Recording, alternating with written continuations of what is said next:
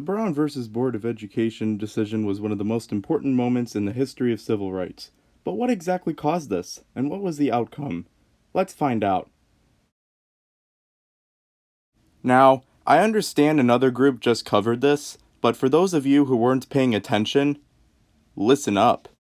In 1896, the Supreme Court declared that separate but equal public facilities were legal and constitutional in Plessy versus Ferguson. This led to schools, bathrooms, and even water fountains being segregated. Since African Americans couldn't really hold office yet, they had no say in how their schools should be run. This caused the African American schools to be underfunded, often leading to shortages of school supplies and underpaid teachers. Many of these schools were also overcrowded and cramped. In 1951, Oliver Brown filed a class action lawsuit against the Board of Education in Topeka, Kansas, after his daughter, Lisa Brown, was prevented from attending a nearby white school. He claimed that this violated the Equal Protection Clause in the 14th Amendment of the Constitution, which basically states that state laws must treat everyone in the same manner, regardless of race. Now, Brown versus Board of Education was not the first time someone had argued this before the court.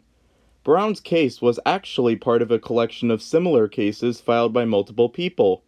Other states that were accused of violating the Equal Protection Clause included Virginia, Delaware, and South Carolina. You see, NAACP lawyers were trying to challenge racial segregation in schools.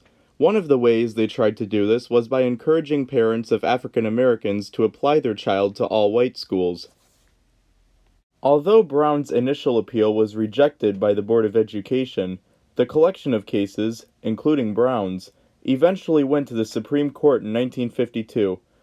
Thurgood Marshall, a chief counsel for the NAACP, was the chief attorney of the trial. Hearings took place on December 9th of the same year, but no decision could be reached. The case was extremely divided among the court, with many members debating whether banning school segregation was even possible. Multiple hearings took place, but still, no verdict could be reached. A decision wasn't reached until May 17, 1954, where the court voted unanimously against racial segregation in schools.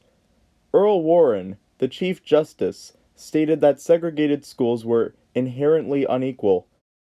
Thus, the separate but equal doctrine established by Plessy v. Ferguson was overturned. However, integration would not happen immediately, as federal and state governments still had much to do, such as repealing Jim Crow laws and figuring out how to best implement racial integration in schools.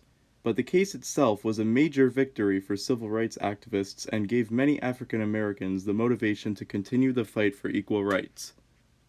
Unsurprisingly, many whites were not very happy with this.